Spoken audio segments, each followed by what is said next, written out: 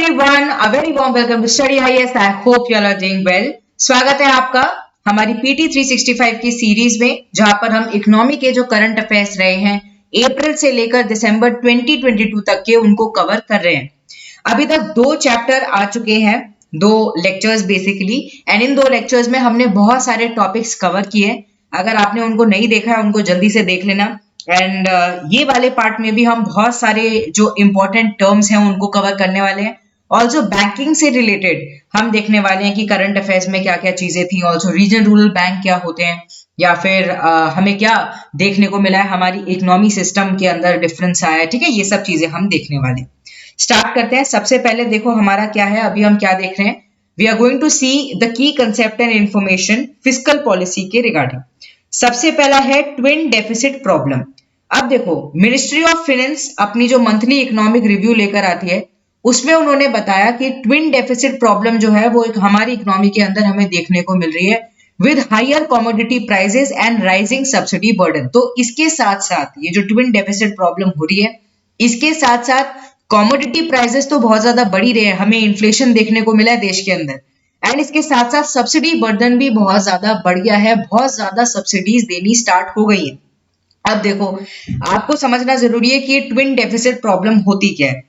तो twin deficit एक nation के लिए वो स्थिति होती है जब करंट अकाउंट डेफिसिट हो रहा हो एंड इसके साथ साथ फिस्कल डेफिसिट भी हो रहा हो। अब देखो, करंट अकाउंट डेफिसिट की अगर हम बात करें, हमने पिछले वाला जो अपना लेक्चर था उसके अंदर ये चीज देखी थी कि करंट अकाउंट डेफिसिट का मतलब ये है कि अगर हम अपने एक्सपोर्ट एंड इंपोर्ट को देखते हैं तो हमारा इंपोर्ट हद से ज्यादा है, एक्सपोर्ट इतना है नहीं, एंड इसकी वजह से हमारे देश के ऊपर बर्डन ही बढ़ रहा है। इसके साथ साथ फिस्कल डेफिसिट हो रहा है। फिस्कल डेफिसिट का मतलब ये, हमारा जो टोटल रेवेन्यू है, टोटल एक्सपेंडिचर है, उसके अंदर हमें क्या देखने को मिल रहा है, शॉर्टफॉल देखने को मिल रहा है। रेवेन्यू इतना है नहीं, खर्चा ज्यादा है, एक्सपेंडिचर ज्यादा है। पर देखो, जब फिस्कल डेफिसिट कैलकुलेट कर रहे होते हैं उस टाइम पर टोटल रेवेन्यू के पार्ट में से बोरोइंग को हटा देते हैं। इस बात को आप जरूर याद रखना।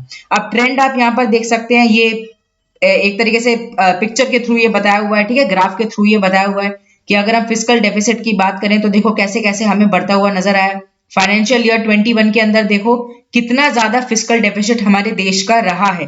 ओके, वेरएज अगर हम देखें अभी भी ज्यादा ही है, बट हाँ पहले से थोड़ा कम देखने को मिला है। अब देखो, फाइनेंशियल ईयर 21 का ज्यादा इसलिए भी है क्योंकि कहीं ना कहीं देश जस्ट उभरा था कोविड-19 से, तो हमें हमारे देश के अंदर एकदम से चेंजेस भी देखने को मिले थे, है ना। बहुत सारे रीजंस है, एक ही रीजन कहीं ना कहीं है नहीं, इंटरनेशनली भी बहुत सारे रीजंस थे जिन्होंने हमारी इकोनॉमी के ऊपर इंपैक्ट किया। ठीक है, तो ये हमें देखने को मिला है। सबसे पहला ये है टॉपिक ट्विन डेफिसिट प्रॉब्लम का, जिसको हमने देख लिया। अगला देखो, single nodal agency dashboard. Ministry of finance ने लॉन्च किया है सिंगल नोडल एजेंसी डैशबोर्ड को of the public financial management system को, जिससे क्या हो, इफेक्टिव लेवरेजिंग मिल सके टेक्नोलॉजी को इन द पब्लिक फाइनेंस। अब इनिशिएटिव पार्ट है PFMS रिफॉर्म का, यानी पब्लिक फाइनेंशियल मैनेजमेंट सिस्टम का, जो कि 2021 के अंदर लाया गया था, जिससे हम ये चीज को देख सके कि सेंट्रली स्पॉन्सर्ड स्कीम्स जो होती हैं वहां पर फंड कैसे रिलीज किया जाता है, कैसे डिस्पर्स होता है, कैसे मॉनिटर किया जाता है। अब ये जो PMFS है, ये क्या है, सबसे पहले तो ये समझो, एक तरीके से ऑनलाइन सॉफ्टवेयर एप्लीकेशन है जिसको बनाया गया है एंड इम्प्लीमेंट किया जा रहा है office of controller general of accounts के द्वारा, जिससे जो हमारा पब्लिक फाइनेंशियल मैनेजमेंट सिस्टम है वो हम ज्यादा बेहतर तरीके से कर सके फॉर द गवर्नमेंट। अब SNA मॉडल के अंदर क्या होगा, इसके अंदर जो डिफरेंट स्टेट्स हैं उनको SNA को बताना होगा कि ये जो स्कीम्स हैं, जो सेंट्रली स्पॉन्सर्ड स्कीम है, इनके लिए हमने unique bank account commercial bank के अंदर खोल दिया है, जिससे ट्रांजैक्शन जो है वो उसके लिए उसके रिगार्डिंग काफी बेटर वे में हो सके, काफी कंफर्टेबल वे में हो सके। अगला देखो, अगला टॉपिक है हमारा status report on India's external डेब्ट 2021-2022। अब ये जो इंपॉर्टेंट रिपोर्ट है, इसको किसने रिलीज किया, डिपार्टमेंट ऑफ इकोनॉमिक अफेयर्स ने इसको रिलीज किया। इसने कुछ बातों को हाईलाइट किया जो कि हमारे देश के अंदर हमें देखने को मिला है। 8.2% का राइज हुआ है हमारी एक्सटर्नल डेब्ट का, वेरएज $620.7 बिलियन का हमें ये देखने को मिला है, मतलब इतना है ऑन March 31, 2022। अब देखो, एक्सटर्नल डेब्ट का मतलब ये बाहर से जो हम उधारी ले रहे हैं, एक होता है इंटरनल डेब्ट, एक होता है एक्सटर्नल डेब्ट।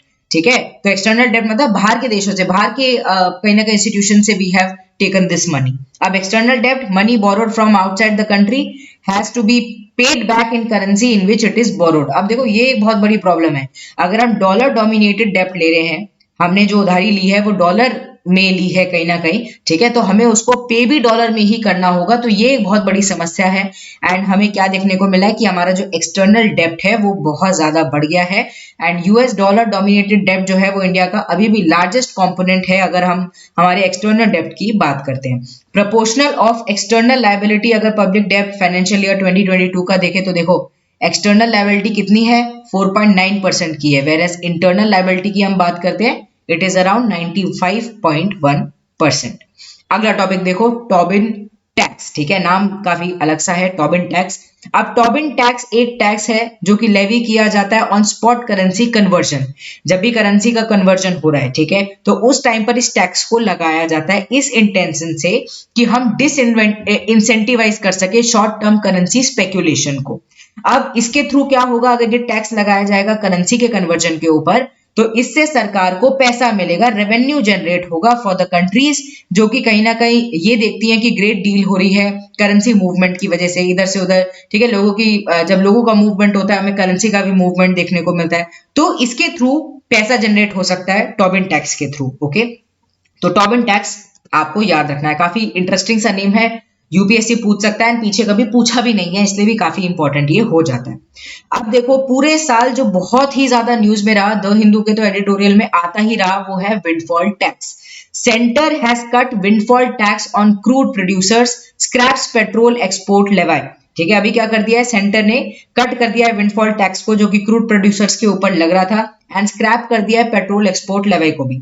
अब देखो विंडफॉल टैक्स है क्या, एक तरह का वन ऑफ टैक्स है जो कि सरकार के द्वारा लगाया जाता है कंपनी के ऊपर। अब देखो हो क्या रहा है, कुछ सिचुएशन की वजह से, अब ये सिचुएशन ऐसी नहीं है कि खुद से बनाई गई है, ये सिचुएशन भारी फोर्सेस की वजह से, एक्सटर्नल फोर्सेस की वजह से क्रिएट हुई है। तो यहां पर एक्सटर्नल फोर्सेस की वजह से या फिर एक्सटर्नल सिचुएशन की वजह से अगर एक कंपनी को बहुत ज्यादा प्रॉफिट मिल रहा है, अनड्यू प्रॉफिट मिल रहा है, अनएक्सपेक्टेड प्रॉफिट मिल रहा है, तो इसके ऊपर सरकार टैक्स लगाती है जिसको विंडफॉल टैक्स कहा जाता है। It is only levied in the public interest, okay? And it was announced to control rising domestic oil prices and to meet domestic need for petrol. अब हो क्या रहा था कि बाहर की जो भी सिचुएशन थी इंटरनेशनली, उसकी वजह से हमें डोमेस्टिक ऑयल प्राइसेस में हमें उथल पुथल देखने को मिली, एंड इसकी वजह से ये जो थे यहाँ पे जो प्रोड्यूसर्स थे, क्रूड ऑयल के जो प्रोड्यूसर्स थे, इनको बहुत ज्यादा फायदा हो रहा था, तो सरकार ने सोचा कि क्यों ना विंडफॉल टैक्स लगाकर फायदा उठा लिया जाए। ठीक है, तो ये एक टॉपिक है जो कि काफी ज्यादा इंपॉर्टेंट है एंड आपसे पूछा जा सकता है। अगला देखो गार जनरल एंटी अवॉइडेंस रूल। अब ये जो गार है ये एंटी अब्यूज प्रोविजन है जो कि टैक्स अथॉरिटीज लेकर आती हैं जिससे वो स्ट्राइक डाउन कर सके अनएक्सेप्टेबल टैक्स अवॉइडेंस प्रैक्टिसेस को। अगर कोई भी ऐसी प्रैक्टिस करी जा रही है जिससे टैक्स ना दिया जाए, ठीक है, इसके अगेंस्ट कहीं ना कहीं ये आया है general anti avoidance rule. It is used by most of the mature economies and India की अगर हम बात करें 2012 के अंदर सबसे पहले ये आया था। ठीक है, under income tax 1961 it came into effect on 1st of April 2017 and it's effective implementation started this year. ठीक है, इसी ईयर से कहीं ना कहीं इसका स्टार्ट हुआ। अगर हम बात करते हैं, अब it is a provision of last resort and used to strike down those lawful practices under which undermine intention of tax laws, that is misuse या फिर abuse of law। अगर कोई भी misuse करने की कोशिश कर रहा है, abuse करने की कोशिश कर रहा है लॉ को, तो उसको strike down करने के लिए बेसिकली आया है।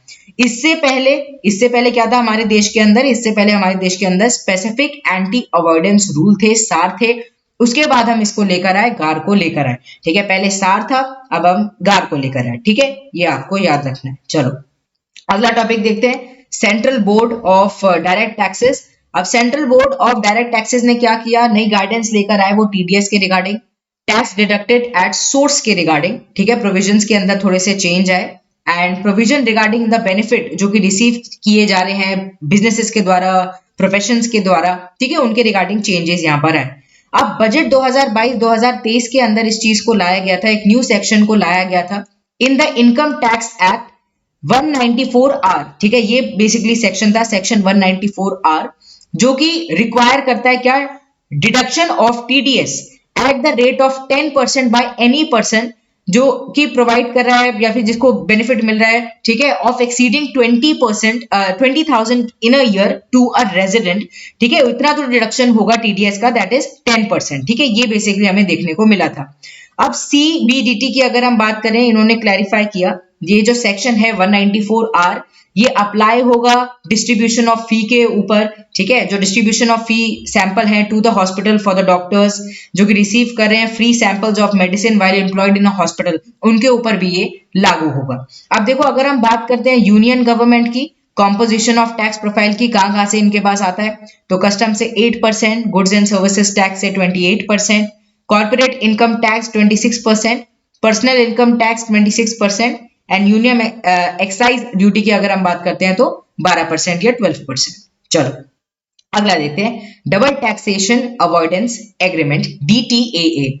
इनकम टैक्स एपिलेट अथॉरिटी ने इस चीज को लेकर आया कि जो गूगल इंडिया है जो पेमेंट दे रहा है आयरलैंड यूनिट को, वो रॉयल्टी के अंदर नहीं आएगा, therefore it is not subject to withholding any kind of tax. अब देखो, इस पर्टिकुलर टॉपिक को समझने के लिए रॉयल्टी का मतलब भी आपको पता होना चाहिए।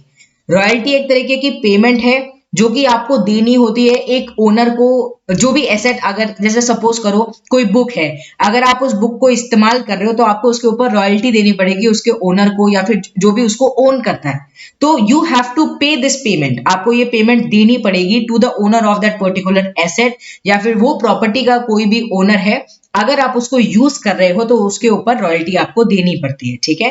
And income earn from royalty, कहीं ना कहीं देश, अगर हमारे देश की बात करें, इंडिया की बात करें, तो वो टैक्सेबल है, it is subject to tax. अब विद होल्डिंग टैक्स का मतलब क्या है? विद होल्डिंग टैक्स या जिसको रिटेंशन टैक्स भी कहते हैं, यहाँ पर जो टैक्स पेयर है उनकी जो ऑब्लिगेशन है कि उनको टैक्स देना है, वो उसको विदहोल्ड करने की कोशिश करते हैं, कहीं ना कहीं छुपाने की कोशिश कर रहे हैं, मना करने की कोशिश कर रहे हैं, या फिर विदहोल्ड कर रहे हैं, टैक्स को दे नहीं रहे, आनाकानी कर रहे हैं। They are withholding tax when paying rent, commission या फिर पेमेंट वो अगर दे रहे हैं प्रोफेशनल सर्विसेज के लिए, वो विदहोल्ड कर रहे हैं, टैक्स को दे नहीं रहे। ओके, तो ये इसको कहा जाता है विदहोल्डिंग टैक्स। तो as per income tax act, obligatory है for a person responsible to make a payment to deduct tax while making payment in non-resident individual account, ठीक है, ये भी आपको याद रखना है। अगर आप पेमेंट कर रहे हो नॉन रेजिडेंट इंडिविजुअल अकाउंट के रिगार्डिंग, तो आपके लिए ऑब्लिगेटरी है कि आपको क्या करना पड़ेगा, डिडक्ट करवाना होगा tax while making the payment। चलो अगला देखते हैं। अब देखो, इसी में ये भी है, rate of tax applicable to such payment कौन डिटरमाइन करता है? डबल टैक्सेशन अवॉइडेंस एग्रीमेंट के थ्रू ही कहीं ना कहीं डिसाइड किया जाता है। डीटीए की अगर हम बात करें, ये एक टैक्स ट्रीटी है जो कि इंडिया एंड अदर कंट्रीज लेकर आए, ठीक है। देखो, मेन तो टॉपिक यही था डीटीए, ठीक है, डबल टैक्सेशन अवॉइडेंस की अगर हम बात करते हैं कि इंडिया एंड अदर कंट्रीज कहीं ना कहीं साथ में ये ट्रीटी को लेकर आई है, एंड ये इसलिए लेकर आया है सो दैट जो टैक्स पेयर हैं वो अवॉइड ना करें, ठीक है, ऐसी सिचुएशन को, एंड वो अवॉइड करें कहीं ना कहीं paying double taxes on their income earn from source as well as resident country. अब देखो, यहाँ पे क्या है, दो स्थिति है। एक तो स्थिति ये होती है कि जो कंपनी है वो आनाकानी कर रही है, वो पेमेंट नहीं कर रही, वो अलग बात है। दूसरी ये है कि जो कंपनी है उसने क्या है, देखो, एक कंपनी अलग अलग जगह पर अपनी अलग अलग जो ब्रांचेस है वो खोल सकती है ना, तो एक सोर्स कंट्री में खोल रही है, एक अदर कंट्री में खोल रही है, ऐसा हो सकता है। अब हर जगह टैक्स दे वो भी ठीक नहीं है, तो ये जो डीटीए है, ये ट्रीटी इसीलिए साइन करी गई है, इंडिया एंड अदर कंट्रीज कहीं ना कहीं ये साइन करेंगी, जिससे जो टैक्स पेयर है वो अवॉइड कर सके paying double taxes on their income earn from the source as well as the resident country. तो source as well as resident country जो भी इनकम वो अर्न कर रही है, डबल टैक्स उनको ना देना पड़े, इसके लिए इसको लेकर आया गया। India has DTA with more than 80 country, 80 countries से ज्यादा के साथ हमारा डीटीए है, एंड ये कवर करता है withholding tax on payment such as dividend, interest, royalty, ठीक है, ये सब इसके अंदर कवर होता है। चलो अगला देखते हैं, RNOR, that is resident but not ordinary resident. अब ये एक तो होता है, देखो, रेजिडेंट है, एक है कि ये लोग रेजिडेंट नहीं है, एक होता है कि ये रेजिडेंट नहीं है, मतलब they are basically not ordinarily resident. अब देखो, ये समझने की जरूरत है, ये थोड़ा अलग सा कंसेप्ट आया है कि ये रेजिडेंट है बट नॉट ऑर्डिनरी रेजिडेंट, ठीक है। अब it is a class of residential status under the income tax law, जहां पर जो इंसान है वो क्वालिफाई नहीं करता as being the ordinary resident, but वो रेजिडेंट भी है। अब कैसे हम इसको समझे? वो कहीं ना कहीं हमारे देश के अंदर उसने स्पेंड किया ओवर 120 डेज, बट वो जो डेज है ये 182 डेज से कम है। अब देखो 182 डेज से ज्यादा कहीं ना कहीं देश के अंदर रह रहा है तो वो रेजिडेंट हो जाएगा। अगर ये 120 दिन से ज्यादा रह रहा है पर 182 डेज से कम रह रहा है तो यहाँ पर इसको resident but not ordinary resident कहा जाएगा। ये अर्न करता है 15 लाख से ज्यादा from the asset in India. And also अगर हम ईपीसीजी की बात करें, export promotion credit guarantee authority की बात करें, ऑथराइजेशन होल्डर है एंड वो कहीं ना कहीं एक्सपोर्ट कर सकते हैं डायरेक्टली, इनडायरेक्टली या फिर थ्रू दी थर्ड पार्टी। ठीक है, इसका इनके पास अथॉरिटी है, मतलब पावर है, इस चीज को एक कर सकते हैं। तो ऐसे काइंड ऑफ इंसान को हम रेजिडेंट करेंगे कहेंगे बट नॉट ऑर्डिनरीली रेजिडेंट नहीं है वो, क्योंकि कुछ क्राइटेरियाज में कहीं ना कहीं वो वहां तक जितना हमने बताया हुआ है एक रेजिडेंट होने का, वहां तक वो अचीव नहीं कर पाते। चलो अगला देखते हैं, automatic exchange of information AEOI। As per the annual data from Switzerland central bank, fund जो कि इंडियन इंडिविजुअल्स या फिर फर्म्स के द्वारा पार्क करे गए हैं स्विस बैंक के अंदर, वो बढ़ गया है। और देखो बढ़ ही रहा है, हम कितने सालों से देख रहे हैं स्विट्जरलैंड के अंदर जो स्विस बैंक है उसके अंदर अपना पैसा पार्क कर देते हैं, है ना, जिससे उनको टैक्स ना देना पड़े एंड खूब अपनी कमाई कर रहे हैं, है ना। ये सब चीजें हम कितने सालों से देख रहे हैं। अब to fight the tax fraud and evasion, automatic exchange of information in tax matter लेकर आया गया है between India and Switzerland, and ये फोर्स में आया सिंस 2018। ठीक है, 2018 के बाद ये फोर्स में आ गया। Automatic exchange of information, tax matter के रिगार्डिंग जो भी इंफॉर्मेशन होगी शेयर कर दी जाएगी। स्विट्जरलैंड वाले हमें बता देंगे भैया देखो ये तुम्हारे इंडियन रेजिडेंट हैं, ये तुम्हारे इंडियन सिटीजन है, इनका बैंक अकाउंट है, ऐसे ऐसे पैसे का ट्रांजेक्शन हो रहा है। AEOI प्रोवाइड करता है automatic exchange of predefined set of information को between the tax authority. Under this framework, detailed financial information, all Indian resident having account with the Swiss financial institution is provided every year। हर साल कहीं ना कहीं information जो Switzerland है वो हमें देता रहेगा। एंड देखो इंफॉर्मेशन मिलती रहेगी तो सही हमें पता चलेगा कि कौन क्या काम करने की कोशिश कर रहा है गलत हमारे देश के अंदर। चलो, banking, asset quality, restructuring and monetary policy, banking का पार्ट थोड़ा सा आज हम देखने वाले हैं। सबसे पहला हमारा टॉपिक है अर्बन कोऑपरेटिव बैंक्स का या फिर यूसीबीएस का। आरबीआई ने रिवाइज कर दिया है यूसीबीएस का जो रेगुलेटरी फ्रेमवर्क है, एंड ये जो रेकमेंडेशन है किसने दी थी, expert committee on urban cooperative bank यानी कि NS विश्वनाथन पैनल ने दी थी, जिससे फाइनेंशियल साउंडनेस हम बढ़ा सकें यूसीबीएस का, अर्बन कोऑपरेटिव बैंक्स को और भी ज्यादा स्ट्रेंथन कर सके। अब सबसे पहले क्या किया गया, पहले तो देखो 2 टियर रेगुलेटरी फ्रेमवर्क हमें देखने को मिलता था, या फिर आप ये समझ सकते हैं यूसीबीएस को, ये जो अर्बन कोऑपरेटिव बैंक्स हैं इनको 2 भागों में बांट दिया था। अभी क्या है, ये जो नया आया है इसमें 4 भागों में बांटा है, 4 टियर्ड रेगुलेटरी फ्रेमवर्क लेकर आया गया है, जिससे फाइनेंशियल साउंडनेस को हम ध्यान से देख सके, यूसीबीएस को बाइफरगेट कर कर अकॉर्डिंगली टारगेट कर सके। सबसे पहला देखो क्या है, सबसे पहला है टियर 1। इसके अंदर वो यूसीबीएस आएंगी या फिर सैलरी अर्नर्स आएंगे यूसीबीएस के जिनका जो डिपॉजिट है it is up to 100 crore. अगर हम टियर 2 की बात करें तो वो यूसीबीएस आएंगे जिनका डिपॉजिट 100 करोड़ से तो ज्यादा है but up to the 1000 crore है। फिर टियर 3 की अगर हम बात करें 1000 करोड़ से लेकर 10,000 करोड़, वेरएज अगर हम टियर 4 की बात करें वो यूसीबीएस आता है जहां पर डिपॉजिट हद से ज्यादा है, मोर देन 10,000 करोड़ का हमें डिपॉजिट इनके अंदर देखने को मिल रहा है। अब मिनिमम अगर हम देखें नेट वर्थ की ऑफ 2 करोड़ फॉर टियर 1 यूसीबीएस, ये चीज कर दी गई, एंड ऑल्सो 5 करोड़ कर दी गई और सबके लिए। ठीक है, तो टियर 1 के लिए तो 2 करोड़ है और सबके लिए ऊपर ऊपर अगर जाते जाएंगे क्योंकि डिपॉजिट भी ज्यादा हो रहा है तो इनके लिए जो मिनिमम नेटवर्थ है वो है 5 करोड़ की। And UCBs which don't meet minimum net worth requirement shall achieve it in phased manner. तो धीरे धीरे भी आप कहीं ना कहीं आप इस टारगेट को अचीव कर सकते हो। Capital to risk weighted asset ratio की अगर हम बात करें, CRAR की बात करें, देखो बहुत इंपॉर्टेंट क्राइटेरिया होता है CRAR। तो यहाँ पर ये बताया गया कि टियर 1 यूसीबीएस के लिए ये है कि minimum 9% of their risk weighted asset on the ongoing basis इनको मेंटेन करना ही होगा। CRAR का मतलब ये इतना तो इनको मेंटेन करना होगा। अब ये जो यूसीबीज हैं इनके ऊपर रिस्क भी तो हो सकता है। ठीक है, अब कोई अगर रिस्क आ जाता है, कोई भी अगर दिवालिया हो जाता है, कोई भी दिक्कत आ जाती है, तो कम से कम वो जो है जो बैंक है वो कहीं ना कहीं सिक्योर रहे, इसके लिए जरूरी है कि हाँ इतना तो उनके पास होना ही चाहिए।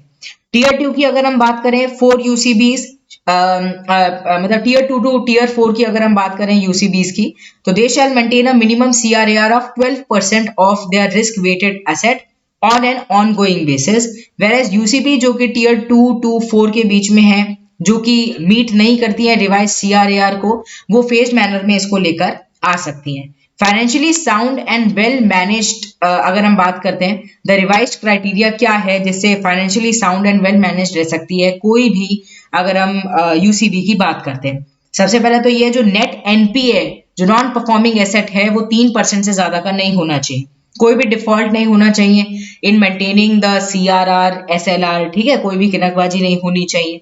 And sound internal control system होना चाहिए कि आपके पास कम से कम 2 प्रोफेशनल डायरेक्टर हो बोर्ड के अंदर। ऐसे नहीं कि बोर्ड के अंदर आपने सब अपने रिश्तेदार बैठा लिए, सब अलग अलग फील्ड के हैं, बैंकिंग के बारे में कुछ पता ही ना हो, तो 2 प्रोफेशनल तो होने ही चाहिए। फिर कोर बैंकिंग सोल्यूशन की बात करें, फुल्ली इंप्लीमेंट किया जाएगा एंड जो भी अच्छे से अच्छा आप कर सकते हैं बैंक्स के लिए उनको एक्सेप्ट किया जाएगा। फ्रेमवर्क एप्लीकेबल है to all the primary urban cooperative banks. अब देखो कोऑपरेटिव बैंक्स क्या होते हैं? कोऑपरेटिव बैंक्स वो फाइनेंशियल एंटिटी हैं जिनको स्टैब्लिश किया गया है कोऑपरेटिव बेसिस पर, है ना। तो कोऑपरेटिव ग्रुप जैसे कि होते हैं जो जिनका कॉमन इंटरेस्ट होता है, कहीं ना कहीं मिलके बना देते हैं, वैसे ही कोऑपरेटिव बैंक्स हमें देखने को मिलते हैं।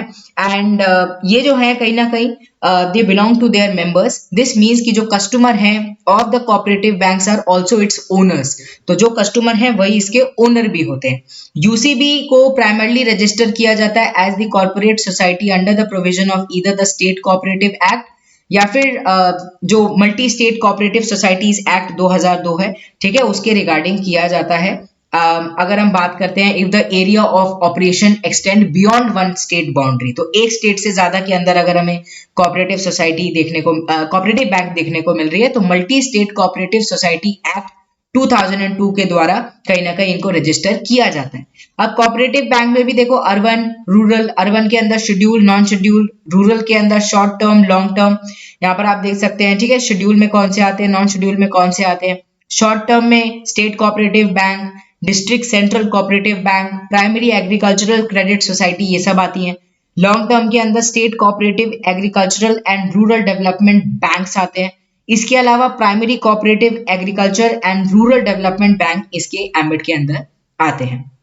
रेगुलेशन ऑफ यूसीबीज की अगर हम बात करें तो it is a split between RBI and centre state government हमें देखने को मिलता है, while that of smaller cooperative bank is divided between NABARD and the state government। तो क्या है यहाँ पर कि जो स्मॉलर कोऑपरेटिव बैंक्स हैं कुछ NABARD के अंदर, ठीक है, कुछ स्टेट गवर्नमेंट के अंदर यहाँ पर रेगुलेशन इनका देखा जाता है, तो ऐसे ये कहीं ना कहीं मैनेज होते हैं। They come under the regulatory ambit of RBI under the 2 laws. 2 law कौन कौन से हैं? Banking regulation act 1949 and banking law cooperative societies act 1955। दोनों के तहत कहीं ना कहीं आरबीआई जो है वो इनके ऊपर रेगुलेटरी एम्बिट अपना रखता है। Urban and multi state cooperative bank की अगर हम बात करें are under the direct supervision of the RBI, ठीक है, urban and multi state cooperative bank. चलो अब देखो हम क्या डिफरेंस देखने वाले हैं। हम डिफरेंस देखने वाले हैं regulatory framework for UCBs, universal bank, small finance bank and regional rural bank के बीच में क्या डिफरेंस है, इसको हम बेसिकली यहाँ पर देखने वाले हैं। सबसे पहले तो देखो कैपिटल एडिक्वेसी की अगर हम बात करें तो under the Basel 1 norms capital to be maintained only on credit risk, ठीक है, यहाँ पर है यूसीबीज के लिए अगर हम बात करते हैं, अर्बन कोऑपरेटिव के लिए बात करते हैं, बेसल 1 नॉर्म्स के तहत कहीं ना कहीं अपनी कैपिटल को देखेंगे। वेरएज अगर हम यूनिवर्सल बैंक्स की बात करें बेसल 3 के रिगार्डिंग ये कहीं ना कहीं अकॉर्डिंग ये चलेंगे। अगर हम स्मॉल फाइनेंस बैंक की बात करते हैं ये बेसल 2 नॉर्म्स के रिगार्डिंग चलेंगे। वेरएज अगर हम रीजनल रूरल बैंक्स की बात करते हैं बेसल 1 के अकॉर्डिंग ये कहीं ना कहीं चलेंगे, उसके साथ साथ ये चलेंगे। अब देखो ये जो बेसल नॉर्म्स हैं ये बहुत ही ज्यादा इंपॉर्टेंट है। बेसल नॉर्म्स लाई इसलिए गए थे जिससे कहीं ना कहीं ज्यादा अच्छी तरीके से हम देख सकें, ठीक है, बैंक जो है वो सही तरीके से परफॉर्म कर सकें। एंड ये जो बेसल है ये जगह कहाँ है, ये हमें स्विट्जरलैंड के अंदर देखने को मिलती है। Basal committee on banking supervision कहीं ना कहीं इसको लेकर आई थी। एंड होता क्या है, देखो बैंक ना बहुत सारे लोगों को लेंड करती है, पैसा देती है। अब लेंड कर रहे हो पैसा तो इसके साथ रिस्क भी आएगा, है ना, एंड डिफॉल्ट का भी कहीं ना कहीं रिस्क हो सकता है। एंड इस रिस्क से कहीं ना कहीं बचने के लिए जो बेसल नॉर्म्स है इनको लाया गया। एंड इसका जो हेडक्वार्टर है मतलब it is the headquarter of the BIS या फिर ब्यूरो ऑफ इंटरनेशनल स्टैंडर्ड, वहीं पर हमें इसका देखने को मिलता है। बेसल 1, बेसल 2, बेसल 3, ठीक है, ये अलग अलग नॉर्म्स हैं, इनको आप देख सकते हैं, इनको एक बार रिवाइज आप जरूर करना, जिससे प्रीलिम से पहले कहीं ना कहीं आपको पता हो कि बेसल 1 में क्या है, 2 में क्या है, 3 में क्या है, ठीक है, ये सब है। इसके अलावा देखो ओपनिंग ऑफ ब्रांचेस की अगर हम बात करें, अर्बन कोऑपरेटिव बैंक्स जो कि मीट करती हैं financially sound and well managed criteria को, उनको अलाउ किया गया कि ऑटोमेटिक रूट के थ्रू वो अपने ब्रांचेस को आराम से खोल सकते हैं। वेरएज अगर हम यूनिवर्सल बैंक की बात करें, स्मॉल फाइनेंस बैंक की बात करें या फिर रीजनल रूरल बैंक की बात करें, तो ऑटोमेटिक अप्रूवल रूट के तहत कुछ कंडीशंस को मानते हुए कहीं ना कहीं वो अपने ब्रांचेस को खोल सकते हैं। Extension of area of operation की अगर हम बात करें, तो अप्रूवल रूट के थ्रू कहीं ना कहीं ये अपने जो ऑपरेशन है उसको एक्सटेंड कर सकते हैं। वेरएज अगर हम universal bank, small finance bank and regional rural bank की बात करें, थोड़ा सा क्राइटेरिया डिफरेंट है। बीच वालों के लिए आप देख सकते हैं non applicable, whereas regional rural bank area of operation of regional rural bank कहीं ना कहीं फिक्स होता है, इसलिए एक्सटेंशन का थोड़ा सा इतना है नहीं। प्रायोरिटी सेक्टर लेंडिंग देखो बहुत इंपॉर्टेंट है, ये बिल्कुल याद रखना, आपसे पूछा जा सकता है वन लाइनर में और यहीं पे सारी गलती हो जाएगी। अर्बन कोऑपरेटिव बैंक्स की अगर हम बात करें, 75% of the adjusted net bank credit का उन्हें कहीं ना कहीं प्रायोरिटी सेक्टर पे लगाना होता है। वेरएज अगर हम यूनिवर्सल बैंक की बात करें वो 40% है। यहीं पर अगर हम स्मॉल फाइनेंस बैंक की बात करें, इनका भी 75% है। एंड अगर हम रीजनल रूरल बैंक की बात करें, इनका भी 75% है। ठीक है, तो प्रायोरिटी सेक्टर लेंडिंग टारगेट्स भी इन सबके डिफरेंट होते हैं। इसके अलावा देखो inclusion under the second schedule to RBI act 1934, तो अगर हम सेकेंड शेड्यूल की बात करें आरबीआई एक्ट 1934 का, तो प्रायर अप्रूवल कहीं ना कहीं लेना होता है यूसीबीज को एंड फिलफुल करना होता है कुछ क्राइटेरिया को, तब वो कहीं ना कहीं इसके अंदर आएंगे।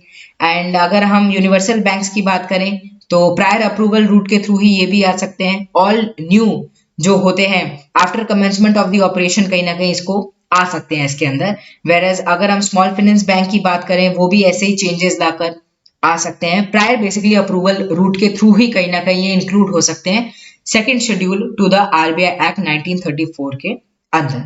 चलो अब देखो एक और चीज है यहाँ पर रीजनल रूरल बैंक के रिगार्डिंग की prior approval route newly amalgamated RBI को लेना होता है, are scheduled by RBI on the basis of the certificate issued by NABARD.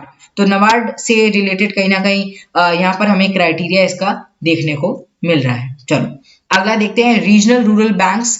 Regional rural banks की अगर हम बात करें, तो the union government have basically asked the Indian bank association की वो असिस्ट करने लगे रीजनल रूरल बैंक को, जिससे ज्यादा वो सस्टेनेबल बन पाए।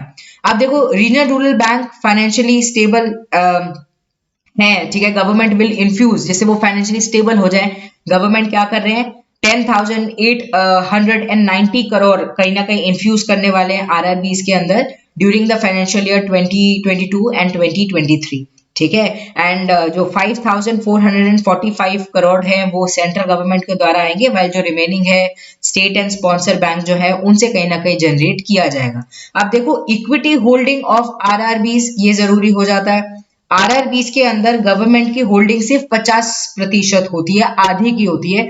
आधी हमें देखने को मिलती है, आधी में भी ज्यादा 35% हमें देखने को मिलती है स्पॉन्सर्ड बैंक की, एंड कंसर्न जो स्टेट गवर्नमेंट है उसकी सिर्फ 15% होती है, ठीक है। तो ये है equity holding in the RRBs. अब रीजनल रूरल बैंक की अगर हम बात करें, नरसिम्हन वर्किंग ग्रुप जो है 1975 वो रिकमेंडेशन को लेकर आया गया था, उसके बाद इसको लेकर आया गया under the provision of ordinance promulgated in 1975 and Regional Rural Bank Act 1976। Objective क्या है, ऑब्जेक्टिव ये है कि sufficient banking and credit facility ये प्रोवाइड कर सके रूरल इंडिया के अंदर, या फिर सेमी अर्बन एरियाज जो है इतने ज्यादा डेवलप जो नहीं है वहां तक ये फैसिलिटी को प्रोवाइड कर सके, क्रेडिट फैसिलिटी को प्रोवाइड कर सके।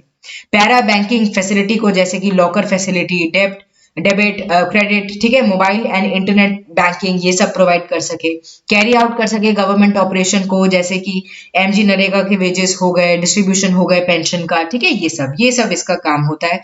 And they are region based, particular region के अंदर हमें देखने को मिलते हैं, रूरल ओरिएंटेड हमें देखने को मिलते हैं with the feature of cooperative bank in customer experience and commercial bank, जिससे कि ये फाइनेंशियल रिसोर्सेज को मोबिलाइज करें, मतलब दोनों का हमें इसके अंदर अंश देखने को मिलता है। अब देखो एमजी नरेगा की यहाँ पर बात हुई, तो एमजी नरेगा से आपको ये याद रखना है legal right to work provide करता है एमजी नरेगा। 100 डेज की employment every financial year provide करेगा एडल्ट मेंबर को ऑफ रूरल हाउस होल्ड। पर देखो यहाँ पर कैसा काम बताया जा रहा है, यहाँ पे अनस्किल्ड मैनुअल वर्क की बात करी जा रही है, ठीक है। तो एमजी नरेगा से आपको ये याद रखना है। अब देखो नाबार्ड की बात हुई तो नाबार्ड भी देख लो। बी शिवराम कमेटी 1979 के अंदर बेसिकली इन्होंने रेकमेंड किया है, उसके बाद नाबार्ड का फॉर्मेशन हुआ। 1982 के अंदर इसको बनाया गया डेवलपमेंट बैंक के तौर पर through an act of the parliament, जहां पर 100% गवर्नमेंट की कहीं ना कहीं ओनरशिप देखने को मिली।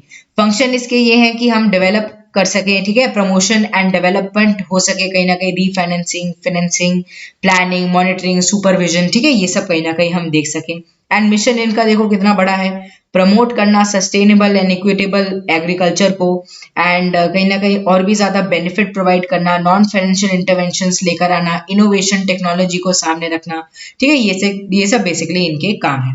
अब देखो रीजनल रूरल बैंक की सिग्निफिकेंस की अगर हम बात करें तो over 81% of the loan to the priority sector, ठीक है, अगेंस्ट द बेंचमार्क जो कि 75% है, यहाँ पर आरआरबीज को देना होता है। And nearly 60% as agriculture advances हमें देखने को मिलता है out of the total advance. And ये जो इनका रोल है इसलिए भी ज्यादा इंपॉर्टेंट हो जाता है क्योंकि एक्सटेंड करते हैं कहीं ना कहीं इंस्टीट्यूशनल क्रेडिट को, वीकर सेक्शन तक पहुंचाते हैं, स्मॉल एंड मार्जिनल फार्मर्स तक पहुंचाते हैं, फाइनेंशियल इंक्लूजन लाते हैं जिससे लोग जो है वो हमारी जो बैंकिंग सिस्टम है, जो फाइनेंशियल सिस्टम है उसके अंदर इंक्लूड हो सके, इंक्रीज करते हैं ट्रस्ट ऑफ रूरल पॉपुलेशन को in the banking services, provide करते हैं इजी एंड डायरेक्ट फाइनेंस को to the cooperative societies and self help groups, also create करते हैं एम्प्लॉयमेंट को रूरल इंडिया के अंदर। अब देखो प्रायोरिटी सेक्टर लेंडिंग की यहाँ पर बात हो रही है तो देखो इसको हमने पहले लेक्चर में भी कवर किया था। प्रायोरिटी सेक्टर लेंडिंग का मतलब ये है कि ये जो सेक्टर्स हैं ये प्रायोरिटी पर हैं, इनके अंदर पैसा लगाओ, इनको पैसा दो, ठीक है। The advances made to the sector which are considered important for the development of the basic need of the country and are to be given priority over the other sector. other sector से ज्यादा इनको priority मिलनी चाहिए, ठीक है, इनको कहा जाता है priority sector lending। कौन कौन से आते हैं इसके अंदर? एग्रीकल्चर, MSMEs, ठीक है, medium small micro small and medium enterprises, basically MSMEs, export credit, education, housing, social infrastructure, renewable energy, weaker section and other, self help group जैसे हो गए, ठीक है, इनको देना, इसको कहा जाता है। Whereas agriculture has the highest share followed by lending to the weaker section. आप देखो प्रॉब्लम क्या क्या फेस करनी पड़ती है रीजनल रूरल बैंक को, तो सबसे पहले तो financial viability, high operational cost and जो पुअर रिटर्न है एसेट्स के ऊपर, ये एक बहुत बड़ी प्रॉब्लम है। Return on assets, return on assets क्या होता है? एक फाइनेंशियल रेशो है जो कि इंडिकेट करता है कि कितना प्रॉफिटेबल है एक company is in relation to its total asset, ठीक है। तो it is a basically ratio जिससे हमें ये पता चल रहा है कि एसेट के ऊपर कितना रिटर्न मिल रहा है, कितना ज्यादा प्रॉफिटेबिलिटी है, okay. And calculated by return on asset, कैसे कैलकुलेट किया जाता है? It is equal to the total asset divided by the net income. Non नॉन फुलफिलमेंट हमें देखने को मिल रही है 13% कैपिटल एडिक्वेसी रेशो की या फिर CRAR की, ये एक बहुत बड़ी प्रॉब्लम है जो कि RRBs के रिगार्डिंग हमें देखने को मिलती है। फिर जो CAR है वो मेजरमेंट है of banks available capital expressed as a percentage of banks risk weighted credit exposure, ठीक है। जो कैपिटल अगर हम CAR की बात करते हैं, ठीक है, ये जो होता है बेसिकली रिस्क के बेसिस पर कैपिटल एडिक्वेसी रेशो की यहाँ पर बात करी जा रही है। क्या होता है कि बैंक के रिगार्डिंग होता है कि CAR is a measurement of banks available capital expressed as a percentage of banks risk weighted asset. तो बैंक के पास कितना कैपिटल है आप उसको उस परसेंटेज में देख रहे हो कि बैंक का रिस्क वेटेड क्रेडिट एक्सपोजर कितना है, इसको कहा जाता है CAR। बहुत इंपॉर्टेंट ये इंडिकेटर है, अगर किसी भी बैंक की आपको हेल्थ देखनी है उसके लिए काफी ज्यादा ही इंपॉर्टेंट होता है। रेगुलेटरी डिस्क्रिपेंसी भी हमें देखने को मिलती है, एज इनको सुपरवाइज कौन करता है? नाबार्ड करता है। while their annual plan and financials are monitored by both RBI and NABARD। तो देखो दिक्कत तो इनको होती है। एंड सेंट्रल गवर्नमेंट एंड जो स्पॉन्सरिंग बैंक है उनके पास भी कंट्रोल है, इतना सबके पास कंट्रोल है, तो ये भी एक बहुत बड़ी प्रॉब्लम है। सेंट्रल बैंक का भी है, स्पॉन्सर बैंक का भी है, स्टेट गवर्नमेंट का भी है, तो इसकी वजह से प्रॉब्लम थोड़ी बहुत आ ही जाती है। चलो, नॉन बैंकिंग फाइनेंशियल कंपनीज या फिर NBFCs। अगर हम NBFCs की बात करते हैं, रिसेंटली सुप्रीम कोर्ट ने इस चीज को कहा that the state enactment will have no application to NBFCs and RBI Act 1934 हमेशा सुपरसीड करेगा स्टेट के लॉज को, स्टेट के एनैक्टमेंट को, अगर हम नॉन बैंकिंग फाइनेंशियल कंपनीज के रिगार्डिंग देख रहे हैं। अब ये जो नॉन बैंकिंग फाइनेंशियल कंपनीज हैं ये रजिस्टर्ड एंटिटीज होती हैं under the companies act, bank की जैसी फैसिलिटी प्रोवाइड करती हैं पर बैंक जैसी नहीं होती, बैंक के जैसी रजिस्टर्ड नहीं होती। बैंक लाइक फैसिलिटी जैसे कि लोन देना, एडवांसेस देना, एक्विजिशन ऑफ शेयर, बॉन्ड, ठीक है, ये सब इनके पास ये बेसिकली प्रोवाइड करते हैं, बट बैंक लाइसेंस इनके पास नहीं होता। ऑल्सो फ्यू डिफरेंसेस हमें बैंक एंड एनबीएफसी के बीच में देखने को मिलते हैं, बहुत इंपॉर्टेंट है, बेसिक का पार्ट है, आपको ये पता होना चाहिए। सबसे पहले तो ये डिमांड डिपॉजिट ये एक्सेप्ट नहीं करते, उसके बाद ये जो हम प्रॉपर अपने पेमेंट एंड सेटलमेंट सिस्टम की बात करते हैं देश की, उसके अंदर एनबीएफसी उसका पार्ट नहीं है, ठीक है, बैंकिंग फैसिलिटी उसका पार्ट है, एनबीएफसी उसका पार्ट नहीं है, एंड ये चेक को इशू नहीं कर सकते हैं, and no deposit assurance facility is available to the depositor of the NBFCs. अब प्राइमरली अगर हम एनबीएफसीज की बात करें, they are regulated and governed by the RBI, and जो कुछ एनबीएफसीज हैं उनको सेबी, इडाई, नेशनल हाउसिंग बैंक भी कहीं ना कहीं रेगुलेट करता है। रिसेंटली आरबीआई ने टाइटन कर दिए NBFC lending and disclosure guidelines को, एंड स्केल बेस्ड रेगुलेशन को वो कहीं ना कहीं लेकर आए, एंड एनबीएफसी को भी उन्होंने 3 लेयर्स के अंदर बांट दिया। लेयर्स आप देख सकते हैं, base layer, middle layer NBFCs, फिर अपर लेयर एनबीएफसीज, फिर टॉप लेयर एनबीएफसीज, ठीक है, इस बेसिस पर बेसिकली इनको बांटा गया है। चलो की हाइलाइट्स ऑफ द गाइडलाइंस देख लो। Aggregate exposure of an upper layer NBFC to any entity must be not higher than 20% of its capital base। तो NBFC अगर लोन एंड ऑल भी प्रोवाइड कर रहे हैं 20% से ज्यादा उनके कैपिटल बेस का नहीं होना चाहिए, and board can approve an additional of 5% अगर अलग कोई सिचुएशन आ जाती है। इंफ्रास्ट्रक्चर फाइनेंस कंपनी के लिए 30% है ये चीज, सिंगल एंटिटी के लिए अगर हम बात करते हैं। To a group of connected entities, aggregate exposure will be limited to 25% of the capital base for the upper layer NBFCs, and unless sanctioned by the board, जो mid layer and upper layer NBFCs हैं वो lend नहीं करेंगे more than 5 crore to directors, CEO and relatives या फिर directors of that particular thing, okay? And loans to the real estate sector can be provided after prior permission to the borrower from the government या फिर other statutory authorities for the project, ठीक है। तो ये कुछ guidelines हैं जो कि इसके रिगार्डिंग आई हैं, एनबीएफसीज के रिगार्डिंग आई हैं। याद ही आपको रखना है एनबीएफसीज क्या है, एनबीएफसी एंड बैंक के बीच में क्या डिफरेंस है, ये आपके लिए थोड़ा ज्यादा इंपॉर्टेंट हो जाता है। चलो, amendment to the Nidhi rules, central government Nidhi rules के अंदर अमेंडमेंट लेकर आया है, निधि रूल्स 2014 के अंदर चेंज लेकर आया है, क्योंकि सडन राइज देखने को मिला है निधि कंपनीज का होने के रिगार्डिंग अगर हम देखते हैं। अब aimed at improving the governance and safeguarding the public interest, यहाँ पर amended rules क्या है।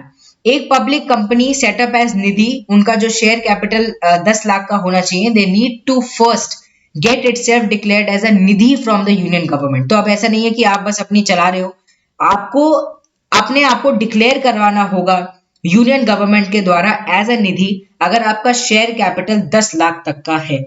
Earlier there was no such need for a company to get declaration, पहले declaration नहीं मिलती थी, अब क्योंकि इतना राइज हो गया, जरूरी हो गया है कि इनको recognition जरूर मिले, ठीक है। तो इसलिए निधि डिक्लेयर किया जाएगा बाय द यूनियन गवर्नमेंट अगर 10 लाख से ज्यादा का शेयर कैपिटल है। प्रमोटर्स एंड डायरेक्टर्स जो भी हैं कंपनी के, they have to meet the criteria laid down in the rules. तो कुछ रूल्स लेकर आए हैं, उन रूल्स को मानना होगा डायरेक्टर्स को, प्रमोटर्स को। अब देखो निधि कंपनी क्या है, ये आप सोच रहे होंगे, ऐसा तो नहीं है किसी निधि कंपनी लड़की ने खोल दिया है, तो ऐसा कुछ नहीं है। निधि कंपनी बेसिकली सिमिलर होती है एनबीएफसी की तरह, एंड क्या करती है, is form to borrow and lend money to their members. पर देखो यहाँ पे थोड़ा सा डिफरेंस है, ये जो निधि कंपनी है थोड़ी सी सेल्फिश है, आपको ऐसे याद रखना है, निधि सेल्फिश है। निधि क्या करती है, अपने जो मेंबर्स हैं सिर्फ उन्हीं को पैसा बोरो करती है, उसी से पैसा उन्हीं को पैसा लेंड करती है। तो it inculcates saving habit among the members, इसके जो मेंबर्स होंगे वो कहीं ना कहीं उनकी सेविंग हैबिट्स बढ़ती है इन कंपनी के through, and works on the principle of mutual benefit कि तुमको भी फायदा हो हमको भी फायदा हो। इनको आरबीआई का लाइसेंस लेने की जरूरत नहीं है, बट अभी ये है कि इन्हें अप्रूवल लेना होगा कंपनीज एक्ट के द्वारा, एंड अभी जो चेंजेस आए हैं उसके तहत उन्हें डिक्लेरेशन भी लेना होगा कि ये निधि है। अगर ये फॉर्म हो गए। Ministry of corporate affairs regulate करते हैं इनकी ऑपरेशनल मैटर्स को, एंड आरबीआई के पास पावर है कि इनके लिए डायरेक्शंस को लेकर आ सके कि डिपॉजिट इनका कैसे होगा, कैसे इनकी सारी एक्टिविटी होगी। Chit funds, hire purchase finance, leasing finance, insurance, securities businesses, ठीक है, इनके अंदर ये डील नहीं करती। And it is strictly prohibited from accepting any kind of deposit from या फिर lending fund any other person accepting the members. Only individual members are allowed in Nidhi companies, ठीक है, जो इंडिविजुअल मेंबर्स है सिर्फ वही अलाउड है। एंड जो कंपनीज हैं, ठीक है, अब देखो ये क्या हो रहा है, ये जो कंपनी बनी है इसके जो मेंबर्स होंगे वही बोरो कर सकते हैं, वही लेंड कर सकते हैं मनी, अपने आप में कहीं ना कहीं खेल रहे हैं। पर चलो जितने जो मेंबर्स हैं उनकी तो सेविंग हैबिट बढ़ रही है, उनको तो फायदा मिल रहा है, इसलिए ये निधि कंपनीज आई है। चलो अगला देखते हैं, financial services institution bureau, FSIB। Appointment committee of the cabinet ने अप्रूव कर दिया इस चीज को कि फाइनेंशियल सर्विसेज इंस्टीट्यूशन ब्यूरो को लेकर आएंगे in the place of banks board bureau. आप देखो बैंक्स बोर्ड ब्यूरो के रिगार्डिंग यूपीएससी क्वेश्चन पूछ चुका है, इसीलिए भी फाइनेंशियल सर्विसेज इंस्टीट्यूशन ब्यूरो बहुत ज्यादा इंपॉर्टेंट हो जाता है, क्योंकि बीबीबी की जगह पर ही ये चीज को लाया गया है। जरूर सरकार को लगा होगा कि बीबीबी इतना ज्यादा सक्सेसफुल नहीं है, या फिर जिस मोटिव से हम काम करना चाह रहे हैं वो हो नहीं रहा, तभी वो एक न्यू इंस्टीट्यूशन को लेकर आए हैं। ठीक है, अब सबसे पहले बैंक बोर्ड ब्यूरो को देख लेते हैं। 2016 के अंदर ये आया था, 2016 के अंदर ये आया था, ऑटोनॉमस रेगुलेटरी बॉडी है। एंड इसको लेकर आया गया था amendment locker nationalised bank management and miscellaneous provision scheme 1980 के अंदर। एंड रिकमेंडेशन किसने दी थी, पीजे नायक कमेटी ने दी थी कि इसको लेकर आओ, जिससे जो इशू आ रहे हैं पब्लिक सेक्टर बैंक्स को, उनको हम रिजॉल्व कर सकें कहीं ना कहीं बैंक बोर्ड ब्यूरो के द्वारा। ये ही इनका मोटिव है, यही पर्पस है, इंप्रूव करना गवर्नेंस को, पीएसबीज का रिकमेंडेशन को देना कि पीएसबीज की हालत कैसे हम ठीक कर सकते हैं, कैसे हम ऐसी स्ट्रेटजीज बना सकते हैं, कैपिटल रेजिंग प्लान्स को बना सकते हैं, जिससे जो पब्लिक सेक्टर बैंक्स है वो और भी ज्यादा अच्छी तरीके से वर्क कर पाए। It is a part of 7 point strategy जो कि इंद्रधनुष मिशन के द्वारा लेकर आई गई थी, जिससे पीएसबी को हम फिर से रिवैम्प करेंगे, फिर से उनको जगा देंगे। ठीक है, अब देखो ये जो फाइनेंशियल सर्विसेज इंस्टीट्यूशन है इसको सेटअप किया गया under department of financial services, जो कि मिनिस्ट्री ऑफ फाइनेंस के अंदर वर्क करता है। क्या करेगा, ये रेकमेंड करेगा कौन कौन से पर्सन होंगे होल टाइम डायरेक्टर्स के रूप में या फिर नॉन एग्जीक्यूटिव चेयरपर्सन के रूप में board of financial services institution के अंदर, जैसे कि पब्लिक सेक्टर बैंक्स हो गए, पब्लिक सेक्टर इंश्योरेंस हो गए, फाइनेंशियल इंस्टीट्यूशन हो गए, इनके जो बोर्ड होते हैं ना, कैसे डायरेक्टर्स आएंगे, होल टाइम डायरेक्टर कैसे आएंगे, नॉन एग्जीक्यूटिव चेयरपर्सन आएंगे, इसके रिगार्डिंग ये रिकमेंडेशन देता है। इसके अलावा एडवाइस देता है on other matters related to the personal management in the institution, and promote करता है कॉर्पोरेट गवर्नेंस को पब्लिक सेक्टर फाइनेंशियल इंस्टीट्यूशंस के अंदर। मेजर फंक्शन इसका क्या है, एडवाइस देता है with respect to appointment, transfer, extension of term of the office, अगर हम डायरेक्टर्स की बात करें, एडवाइस करता है गवर्नमेंट को on the desired management structure at the board level, PSBs के लिए, फाइनेंशियल इंस्टीट्यूशंस के लिए, पीएसआईज के लिए कैसा होना चाहिए, ये सब बताता है।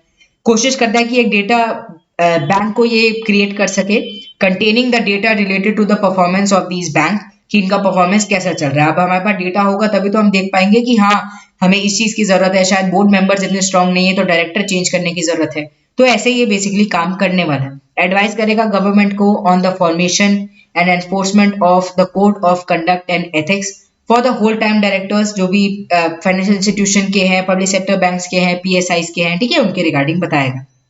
हेल्प करेगा इन सब बैंक्स को, इन इंस्टीट्यूशंस को, जिससे ये अपनी बिजनेस स्ट्रैटेजीज को और भी ज्यादा बेहतर बना सके। अब देखो कॉम्पोजिशन जरूरी है। चेयरपर्सन ऑफ एफएसआईबी की अगर हम बात करें, नॉमिनेट किया जाता है सेंट्रल गवर्नमेंट के द्वारा। अब इनका भी क्राइटेरिया है, एक रिटायर्ड ऑफिशियल हो सकता है जो कि बैंकिंग सेक्टर से कहीं ना कहीं रिटायर हुआ हो, रेगुलेटरी इंस्टीट्यूशन के अंदर रहा हो, वो कहीं ना कहीं यहाँ पर हो सकता है। ठीक है, चेयरपर्सन ऑफ द एफएसआईबी। इसके अलावा कोई business person of a repute, ठीक है, उनकी रेपुटेशन हो, सफिशिएंट नॉलेज हो फाइनेंशियल सेक्टर की, वो हो सकता है। या फिर एक पर्सन जिनके पास एटलीस्ट 25 साल का एक्सपीरियंस हो पब्लिक एडमिनिस्ट्रेशन के अंदर, and specially banking and financial sector के अंदर इनका एक्सपीरियंस है, तो वो इसके मेंबर हो सकते हैं। एक्स ऑफिशियो मेंबर की अगर हम बात करें तो secretary in charge of DFS, department of public enterprises, ठीक है, एंड इसके अलावा chairperson of insurance regulatory and development authority of India, IRDAI जिसको हम कहते हैं, डिप्यूटी गवर्नर आरबीआई के, वो इसके एक्स ऑफिशियो मेंबर होते हैं। 3% with subject matter knowledge relating to the PSBs and FIs and 3% with subject matter related to the PSIs, इनको नॉमिनेट किया जाएगा सेंट्रल गवर्नमेंट के द्वारा। ये भी इसके पार्ट टाइम मेंबर के रूप में यहाँ पर काम करेंगे। चलो अगला एंड आज का लास्ट टॉपिक देख लेते हैं, बैंकिंग सिस्टम लिक्विडिटी।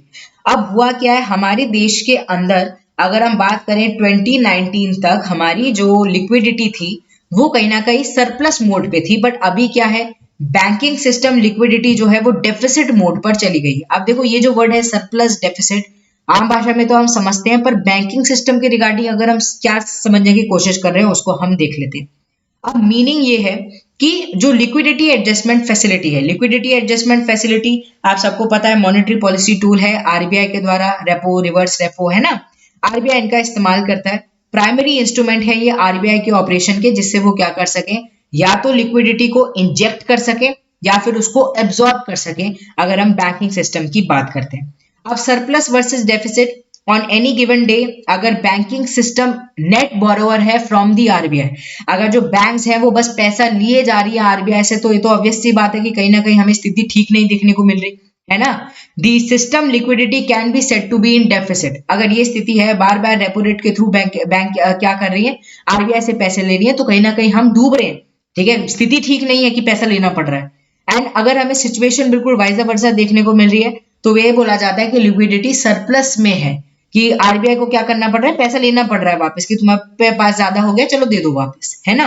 तो ये होता है सरप्लस वर्सेस डेफिसिट। अभी क्या है, हमें डेफिसिट मोड पर देखने को मिल रहा है, बैंक्स बहुत ज्यादा उधारी पर ले रही हैं, रेपो रेट पर ले रही हैं। मेजर रीजंस क्या है, सबसे पहले तो है higher credit growth against the slower deposit growth. Deposit इतना ज्यादा है नहीं जितना ज्यादा क्रेडिट हमें देखने को मिल रहा है कि बैंक्स ले रहे हैं।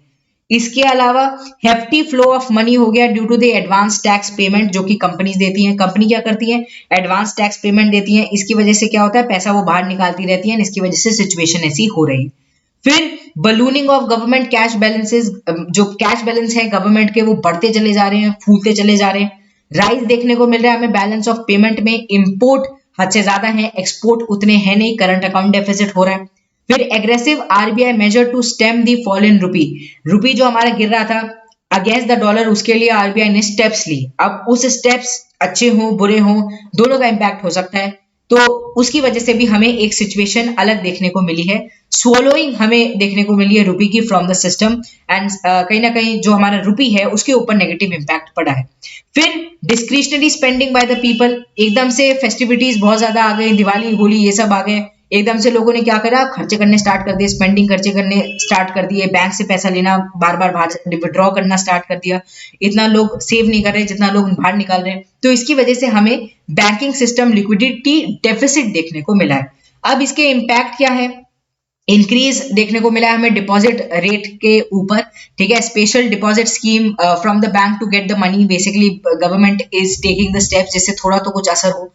फिर इंक्रीज्ड कॉस्ट हमें देखने को मिली है बोरोड फंड्स की due to the rise in money market rates, जैसे कि यील्ड ऑन ट्रेजरी बिल्स, ठीक है, ट्रेजरी बिल्स स्पाइक कर गए recently due to the tighter liquidity condition, तो ये एक बहुत बड़ी प्रॉब्लम है। फिर potential repo rate change from RBI, RBI जो चेंज करता रहता है which will increase the repo linked lending rate and the marginal cost of the lending facility की अगर हम बात करते हैं, ठीक है, रेपो रेट की वजह से हमें MCLR में भी डिफरेंस देखने को मिलता है। हायर लोन इंटरेस्ट रेट हो गए कस्टमर के लिए इसकी वजह से, तो ये बहुत बड़ा प्रॉब्लम है। फिर डिमांड ओवरऑल बहुत ज्यादा घट गई है, डिमांड घट जाती है तो देखो सबसे ज्यादा नुकसान होता है, इसीलिए जो आरबीआई वो स्टेप लेती है जिससे थोड़ा तो हम क्या करें, डिमांड बढ़ाएं, कस्टमर को कहीं ना कहीं अट्रैक्ट करें कि नहीं करो, ठीक है। And increase RBI difficulty in maintaining the low borrowing cost for growth while continuing with its monetary tightening cycles, ठीक है।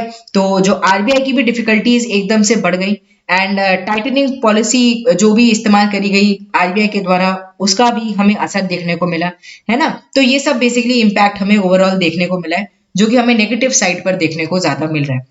टी बिल्स की अगर हम बात करें, ट्रेजरी बिल्स की बात करें, याद रखना शॉर्ट टर्म डेब्ट इंस्ट्रूमेंट है, इशू किया जाता है सरकार के द्वारा ही, प्रेजेंटली 3 टेन्योर्स में आता है, 91 डेज, 182 डेज या फिर 364 डेज।